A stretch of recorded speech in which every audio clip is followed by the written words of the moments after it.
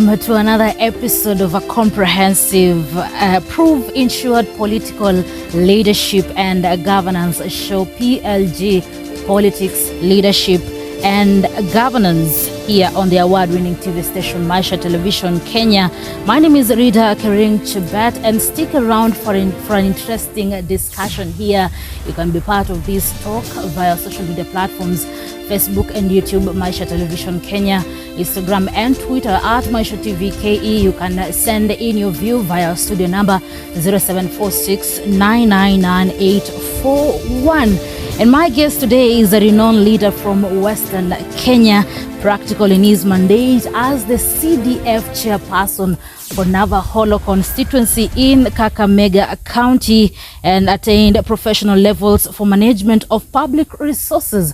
I'm talking about Mr. Kennedy Barasa, Ngao NG CDF chairperson, Navakholo constituency. Karibu sana. Karibu sana. Yes, a word to our viewer as we begin the show.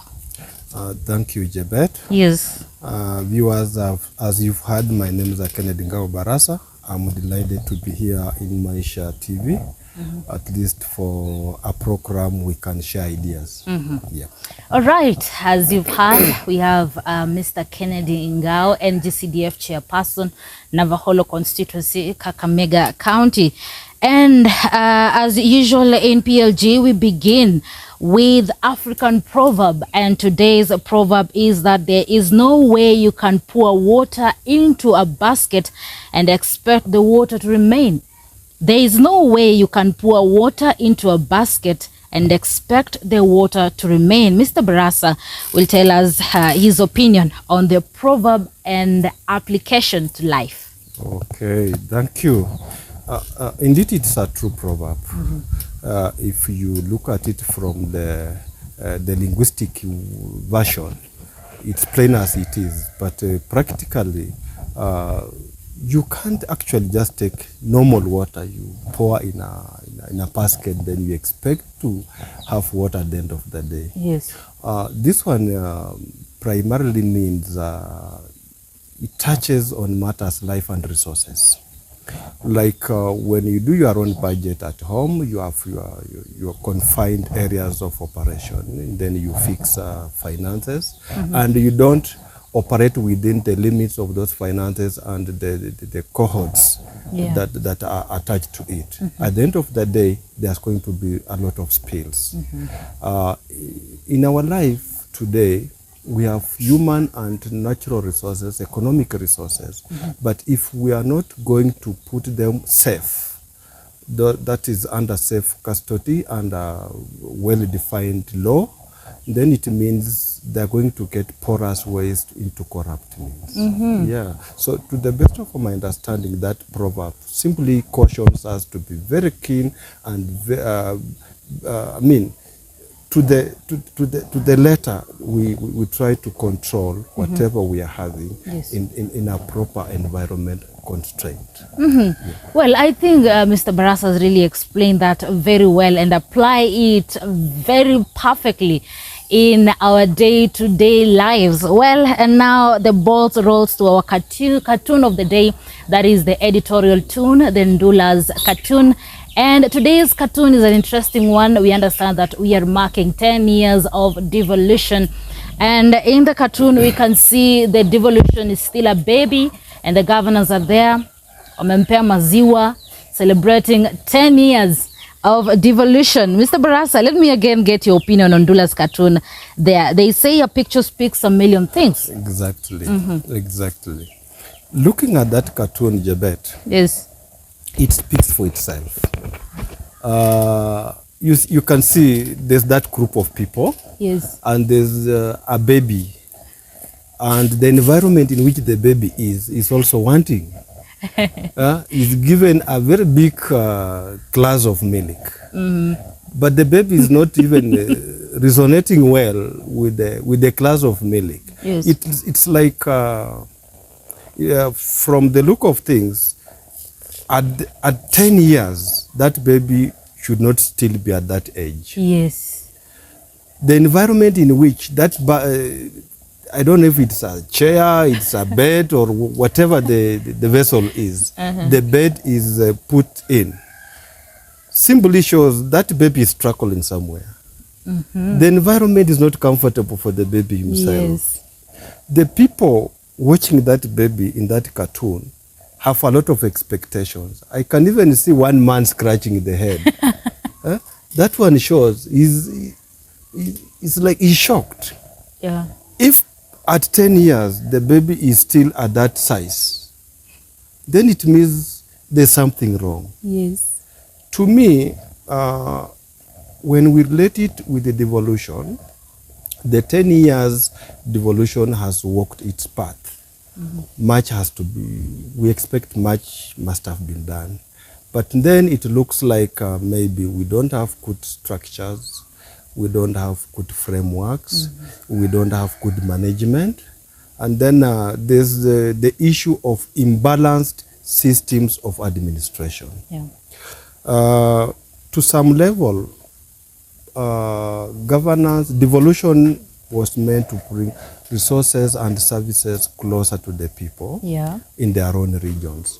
But there's that imbalance in that some counties you can see they are doing very well. Others are still like they have not started off. Yeah.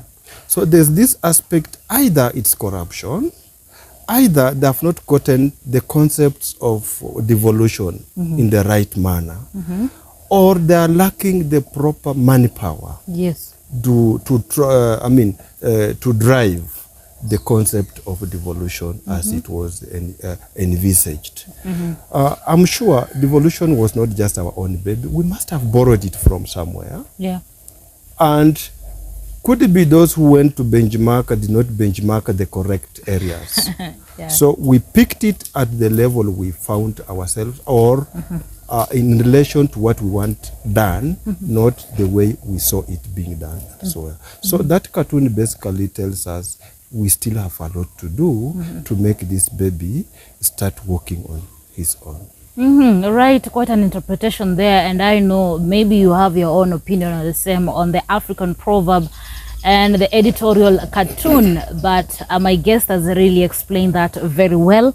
We are marking 10 years of devolution. The baby is not supposed to be of that size. You can see the bottle is very big for 10. The room, there is a leader there scratching his head or her head. Nashanga, what is happening in 10 years? The baby is still small.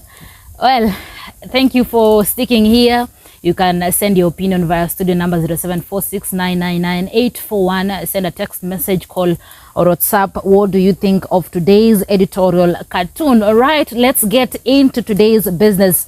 And I'll start with a quote from Kenyatta University's Hassan Mohammed Hussein, who did a research paper and wrote these words, and I quote, "The implementation of CDF has been marred by repeated accusations of abuse of funds, patronage due to excessive powers of the members of parliament, incomplete projects and lack of technical capacity, poor planning and litany of other weaknesses which threaten to undermine the very success of the fund." Mr. Barasa, do you agree with this statement? I don't want to agree with the statement. That's a personal opinion out of research. And you say research is something you do for other people to also give opinion, the way I'm going to do it.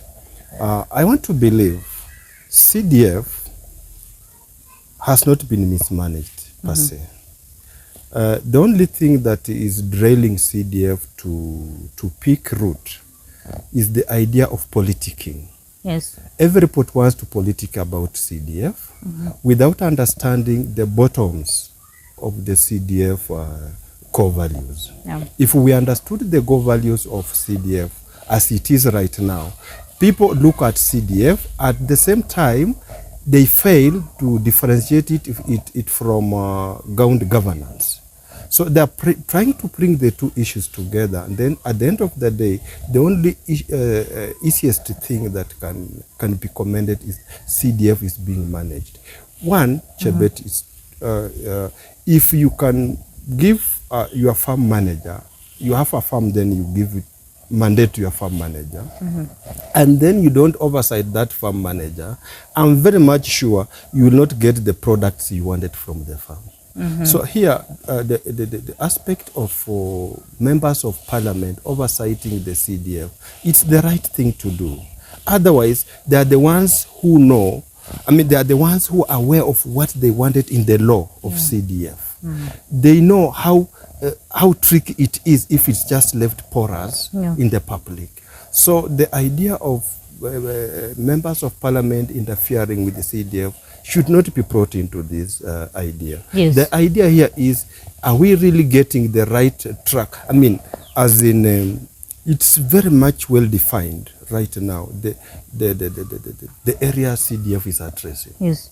So if CDF is addressing, say, education, is addressing security, and to some areas addressing emerging issues, then it means they are limited to that scope of operation. Yeah. So anything outside the scope of operation should not mean that now it's being mismanaged because they are not addressing areas outside their scope of operation. Going far, CDF itself, we had our activists taking CDF to court. And when you are doing your programs and each time you are getting interfered with, you lose track. Yeah, you lose track.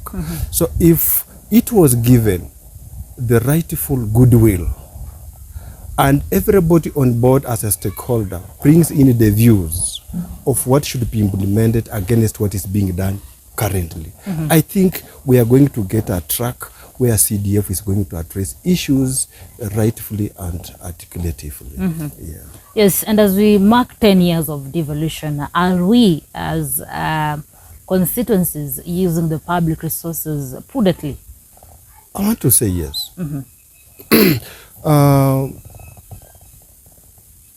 Not wanting to specify a very specific region.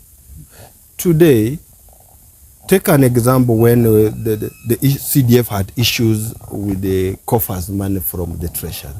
When that period we didn't have cash trickling down to constituencies, there was a lot of noise. Yeah. There was a lot of cries. Yeah, true. People were in hardship. What does it translate to? Then it speaks for itself that without that small money trickling down in a form of a bursary, life was not moving. Yeah.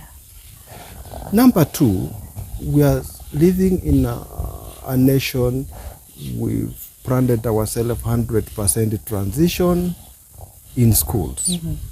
We are transiting 100% against the number of structures we are having. What does it suggest? Then it means we are pushing a bigger lot to a very small unit of accommodation. So the CDF coming in, the CDF has really improved in constructing classrooms. Yeah. The CDF has improved in buying like buses for schools for mobile learning. The CDF has also assisted the parents, it has offloaded from parents the burden of buying land for construction. Because it's CDF buys land, it constructs for, classrooms. So I want to believe CDF as an organ, for the 10 years you asked me, it's working. It is working. Yes. All right. And now let's trickle down this talk to Navakholo constituency. As the chair of NGCDF Navakholo, I know that Navakholo residents and Kenyans at large would like to know, or our viewers would like to know, some of the projects so far initiated by CDF in Navakholo and the progress this time. Thank you very much. I want to say Navakholo is now close to 12 years old as a baby.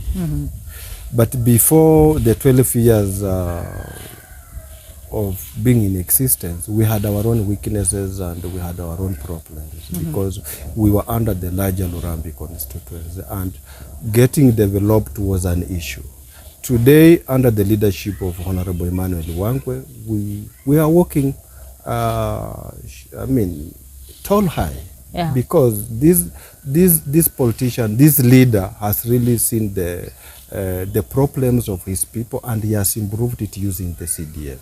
One, in his leadership, in every school you walk around, you will get a project branded Navakholo NG CDF.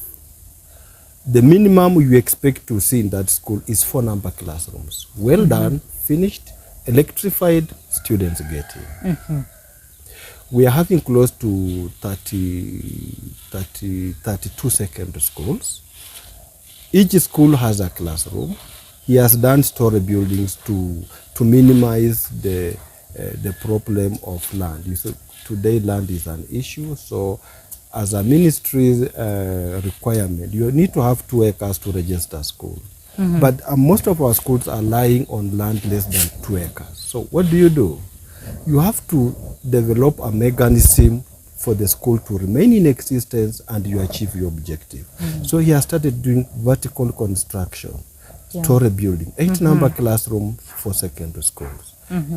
As we are speaking, he has done close to 8 story buildings in his schools.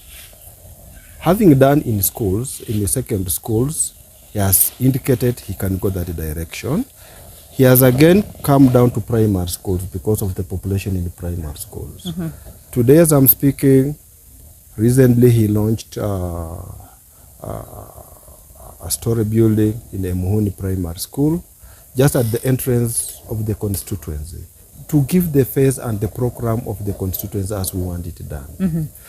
He has done a KMTC, which is a makeup project. It has taken long to pick up, but I'm happy through his efforts. Bravo Mheshimiwa Wangwe, we received a principal just a few days ago. Meaning now the college is ready to take up. And the principal assured the people he met on the ground, the intake of March, Navakholo is going to have students for KMTC. We have a TTI, which was not there for Navakholo. These things are just coming courtesy of Mheshimiwa Wangwe and his good rapport with the government of the day. He has gone deeper than that, doing even some projects that are not directly linked to CDF, but using his initiatives and his interaction with the government organs. He has gotten a milk cooler. There are those polytechnics he has been able to get from the county government, the developed system.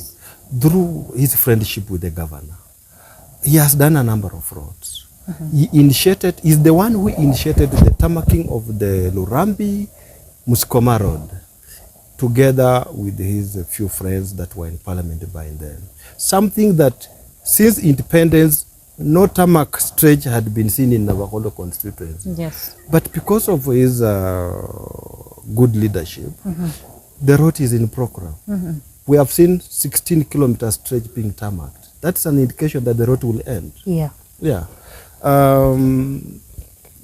I think this is a leader in Navakholo using his political leadership and the constituency office. He has done enough. He has bought, today as I'm speaking, he has bought 8 buses for schools, school buses. This is just for the people of Navakholo. Supporting the community as well as supporting the learners. Because the community will come around, will hire this vehicle for other activities. At a reduced cost. And that's a way a leader can assist his people. Not forgetting very much, this is one leader who went to parliament and placed a motion, a bill, doing away with payment of examination fees. And indeed, people, as much as he was a member of parliament for Navakholo, but he talked on behalf of all Kenyans. And it has worked. It has really assisted. Today, as I'm speaking, he is having a discussion on sugar bill, an area that is very touchy to sugarcane farmers.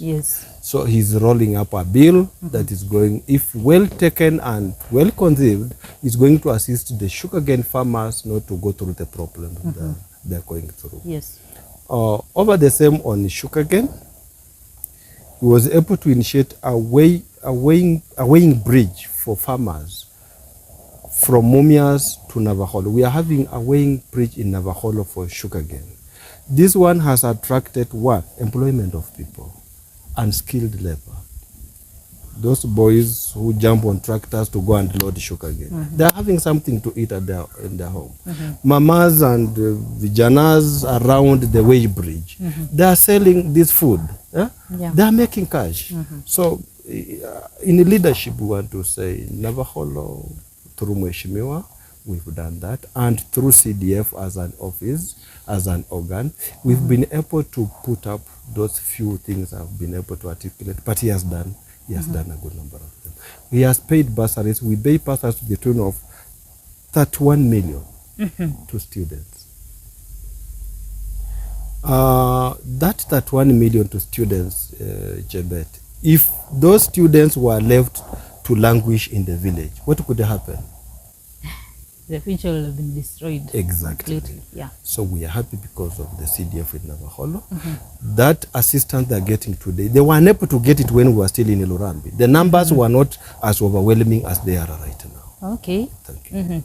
And as you've talked about the improvement of infrastructures in school, maybe what model do you use as an office or as a constituency to identify the schools in need of these infrastructures? Because I understand maybe there are some schools, primary schools, which are in need of these infrastructures. As we talk about buildings, we have the infrastructures inside like desks and flooring, because in most public schools, when you go there, the state in which the floors are, they are not pleasing. They're pathetic. Yes. So what model do you use as an office to map out the schools that are really in need of those projects? Wow, a very good question.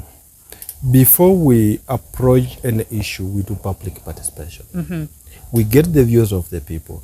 Actually, everybody will bring the views. You will get as many views as they are brought to you. But then we narrow down to prioritizing, because as Mheshimiwa moves around and the teams that he has put in place moves around, they identify those very critical. Number two, we have the public health reports and the Ministry of Education quality assurance reports. These are the indicators that tell us that actually this school is better off than the other one.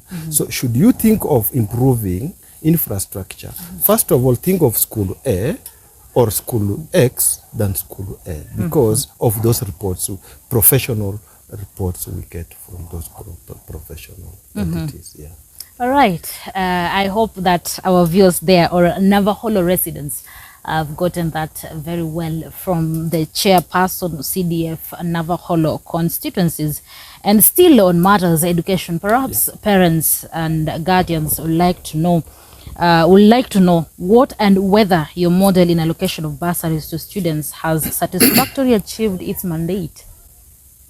I will say still they are not satisfactory. They are not satisfied because the money we are giving is still below the threshold. The expectations, the poverty index is just so high compared to the allocation we are given from the national government. So the few we are able to reach, they celebrate, they praise the program. But those, again, the smaller number that we've not reached in every financial year, they will still raise complaints. But we are trying the much we can, using the mechanisms we are given, using the parameters and the bursary allocation policies. We get down to the really needy students, so that even if somebody complains and you take the documentation, the documents that we used to award, you will get to understand the reasons why we awarded student B and left student C. So I want to say the residents of Navakholo will bear up with the operation It's not out of our making, but it's because of the ceiling we've been given from the national government. And I want to believe that's the reason why, through our current president, Dr. William Ruto, he must have thought of enshrining this CDF and reviewing it very well in the constitution so that it captures all the weaknesses and that can give indication on how much can be funded in education. If things could work well with the current public participation from the members of parliament that's moving around, they capture the correct figure to give us a good percentage, working percentage in terms of disbursement of bursaries, then we shall reduce the pressure from the community.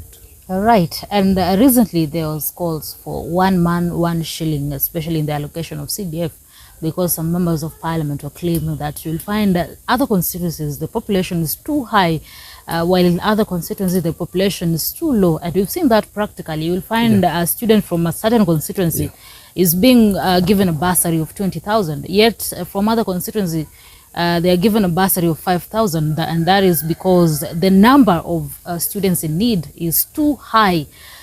So the call for 1 man, 1 shilling, do you support? What is your view, or what is your side on this? It's both sides.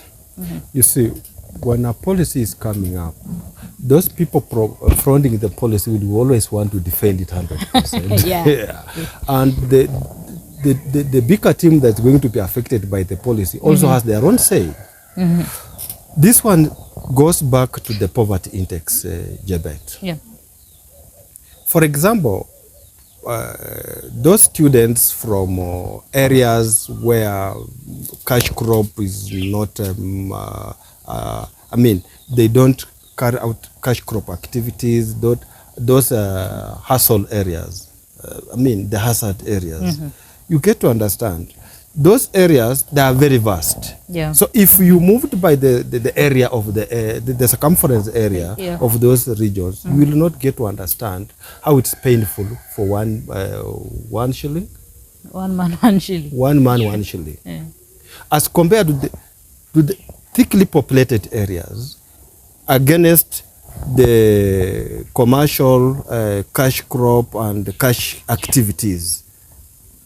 So those areas, it's an issue that we would wish that we leave it to our politicians to look at it critically, because even if we gave our own opinion here, they have their own say as they discuss in parliament and as they engage.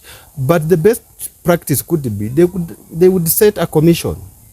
If a commission can be set to look into it, commission will come up with an independent mind.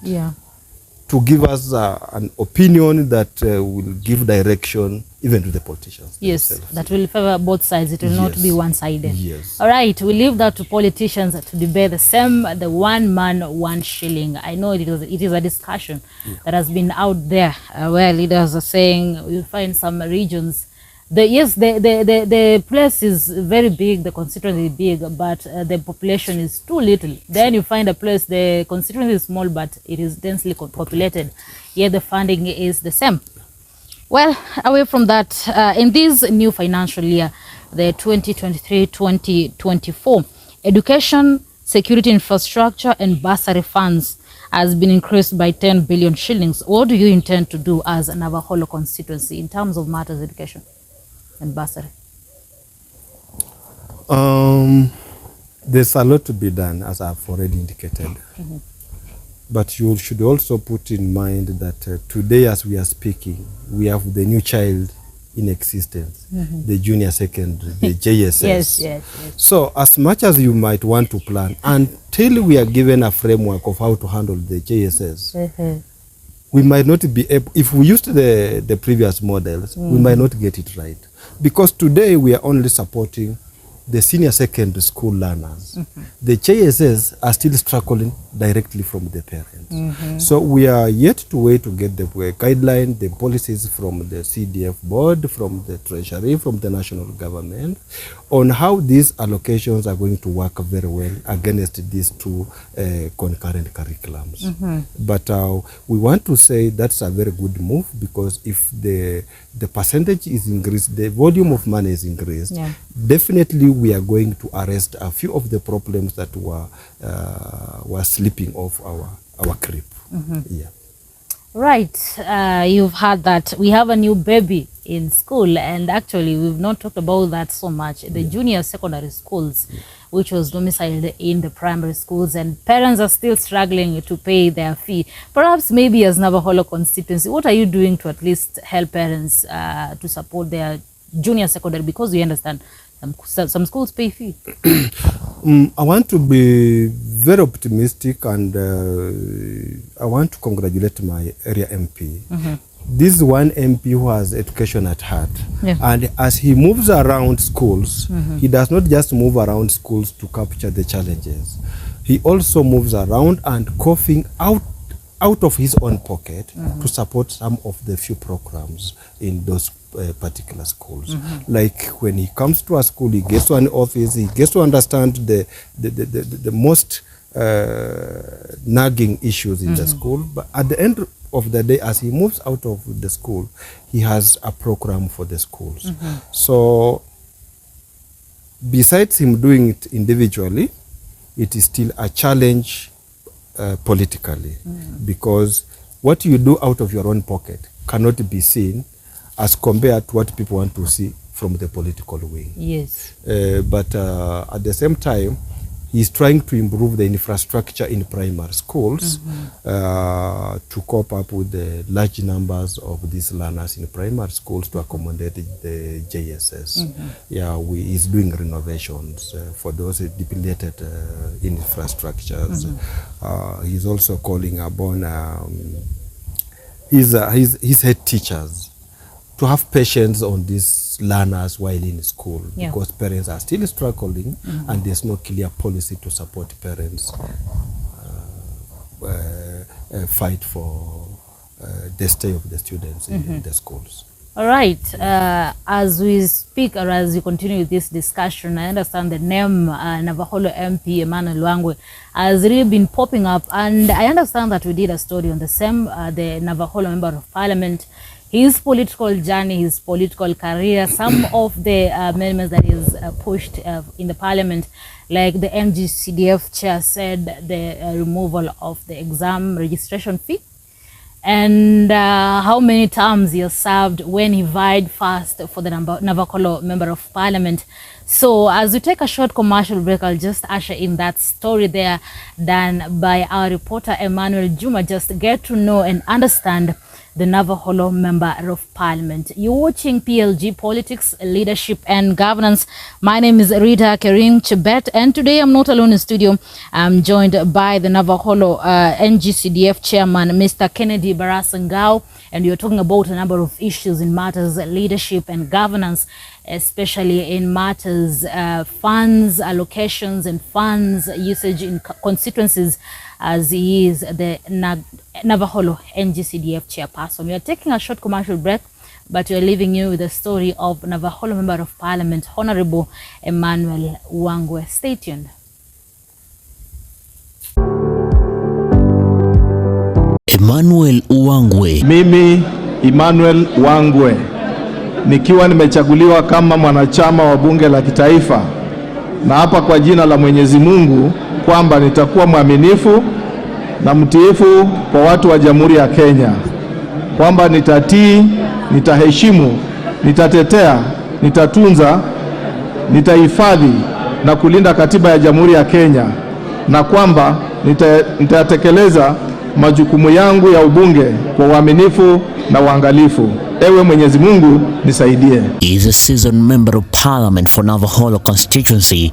He was born in Sisokwe village, where he underwent his education journey right from Sisokwe Primary School. The ones which are known are just two, Emmanuel and my father is Wangwe, so I use those two. Born in 1975 in a very small village. called Sisohe. I went to Sisohe Primary School, Ngao Boys High School. I came to School of Monetary Studies. I also went to School of Credit Management, went to Kenya Methodist University for my first degree. Wangwe explains his post-education journey after attaining his second degree from the Jomo Kenyatta University. I did my second degree at Jomo Kenyatta University. That is where I am. I got employed in 1999 as an accounts assistant. In 2000, I crossed over and joined Caltex Oil and grew all through from a stocks accountant to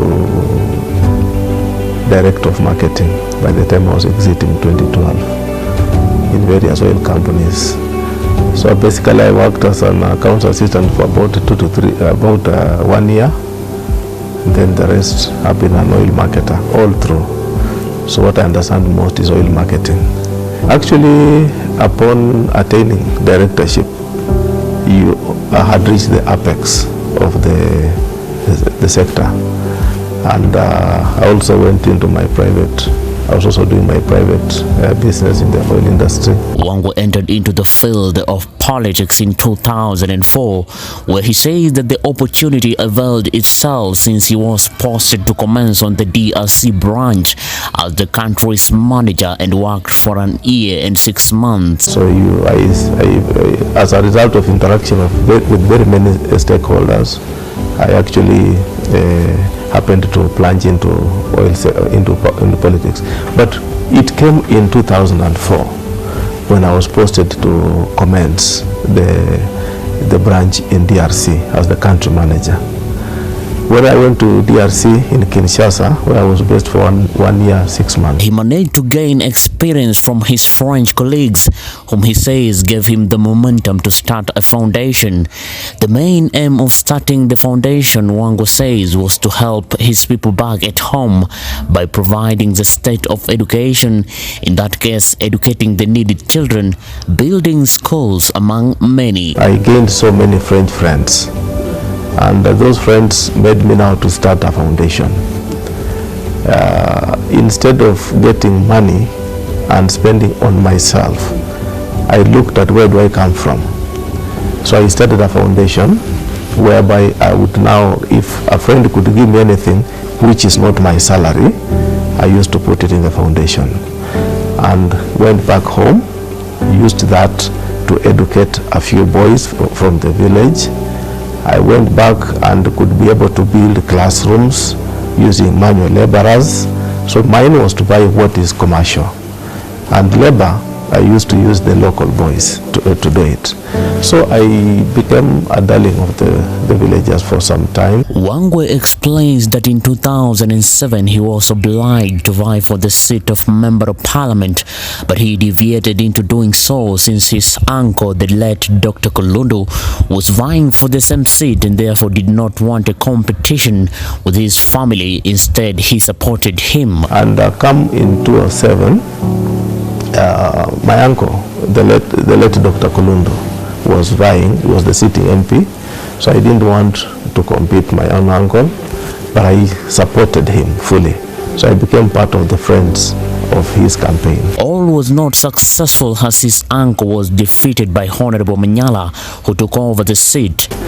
So unfortunately, he did not succeed in 2007. Honorable Manyala Kea took over. And when he took over, it was now an issue of Dr. Kolundu felt he was not very strong enough again to come and vie in 2013.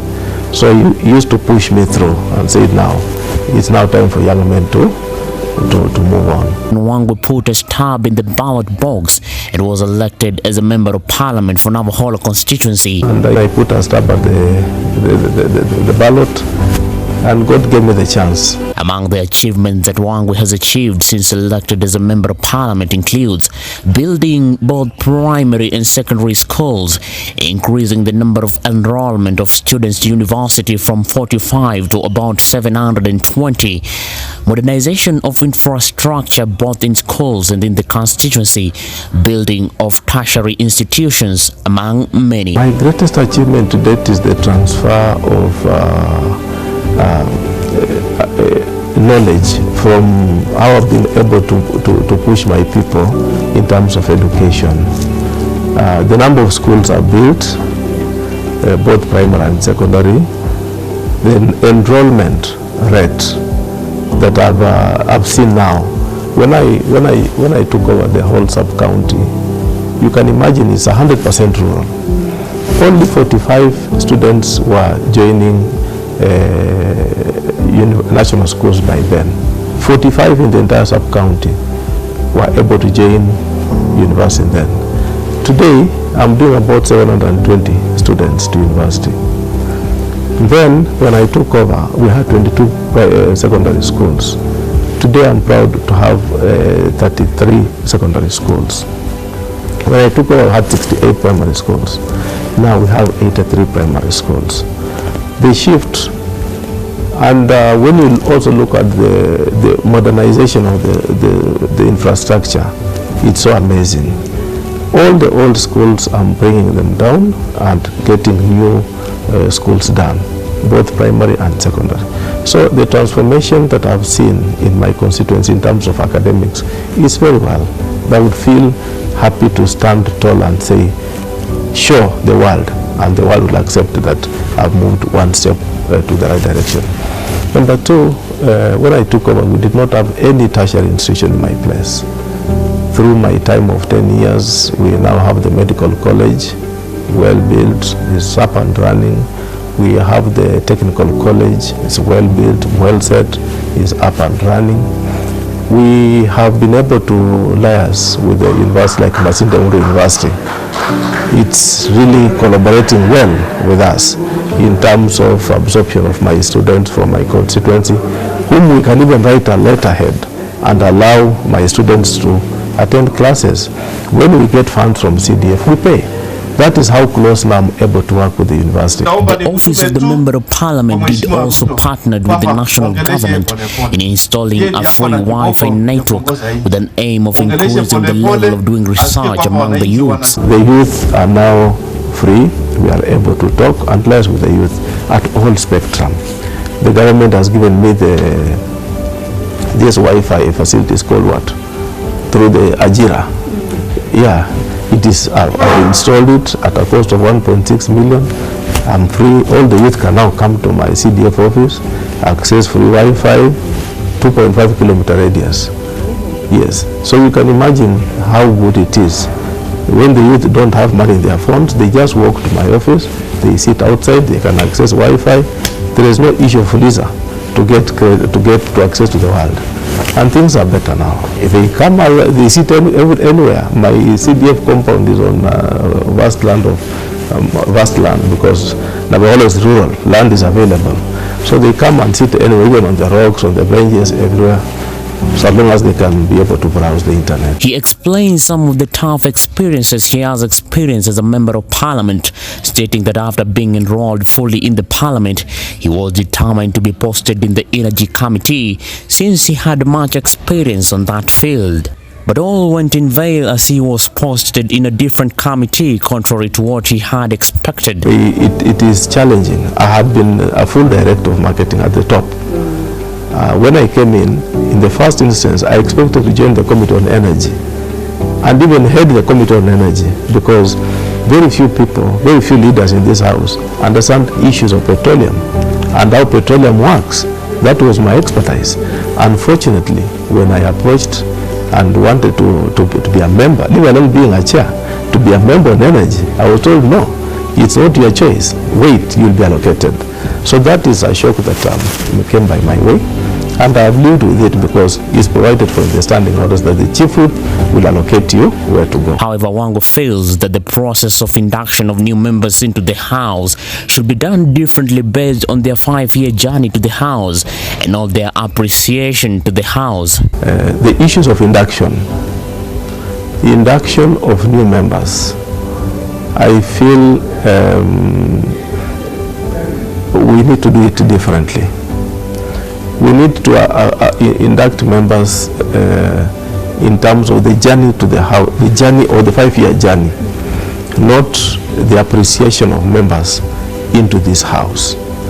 You need to give them the journey to the 5-year journey through this house, rather than the induction that we did for the 2 times I've been here.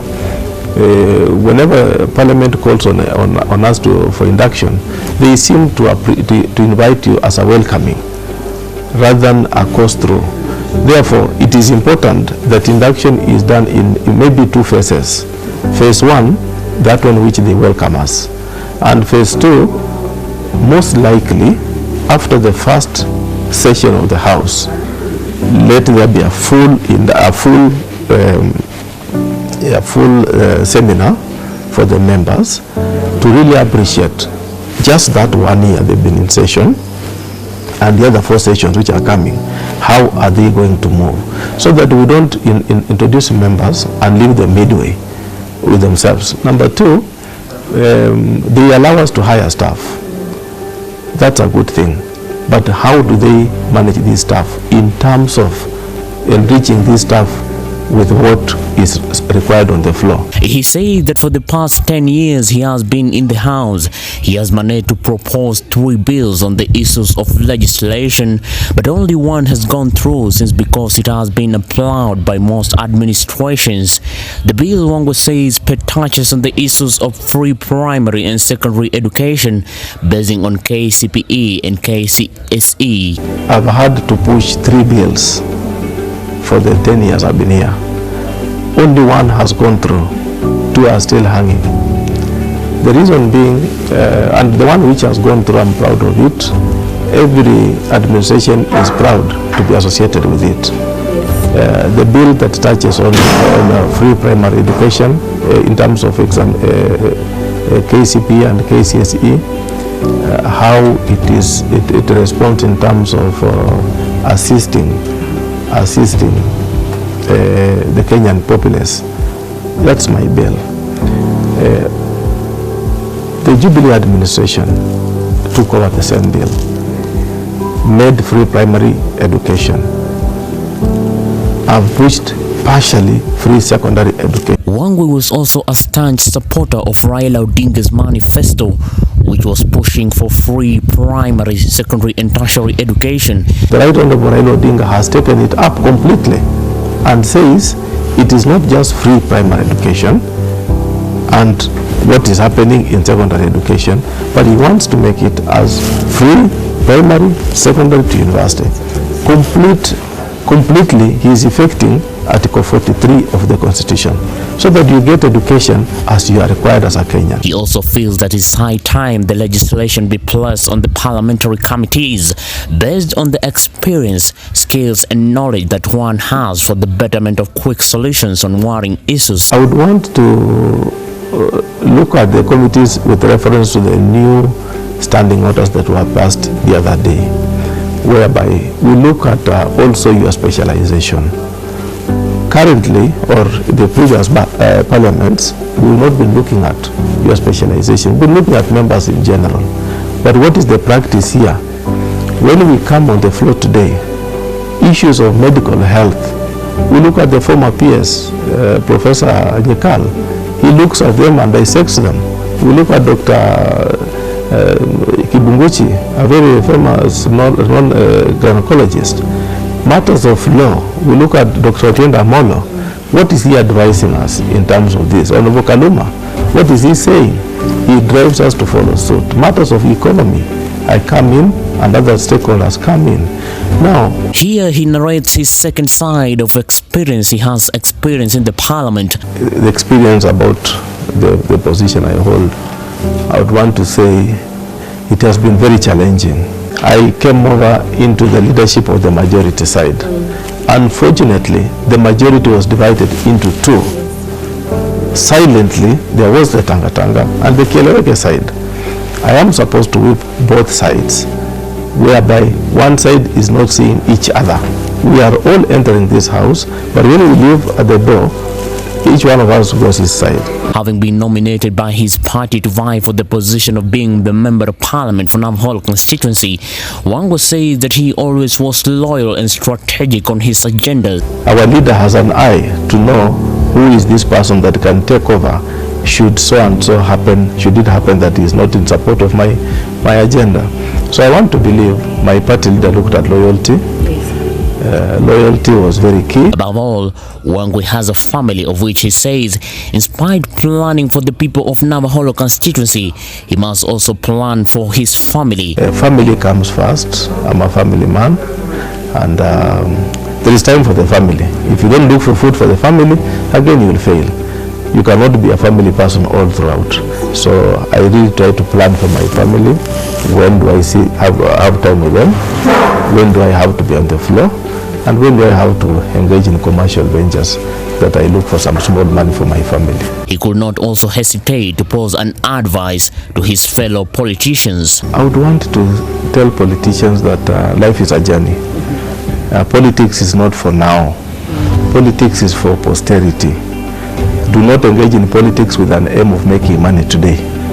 You will make money after a journey. So make money out of a journey in politics. Don't rush to be in politics now to be rich. There is no richness in politics.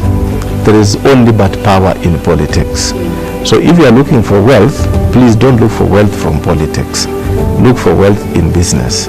But if you are looking for power, to be able to stand tall and talk before men and women, please come to politics.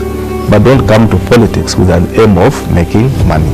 No. Wangwe also claims that it was not an accident for him to become the member of parliament for Navakholo constituency, since he has managed to move the people of Navakholo from one step to another, and he is determined to progress and more. I feel I did not come in by accident.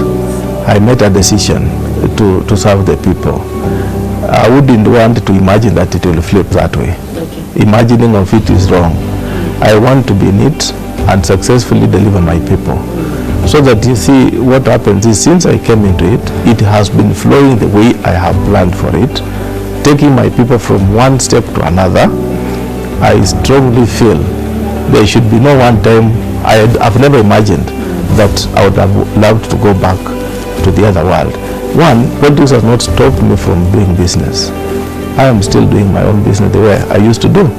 The only challenge is I'm now doing business and politics.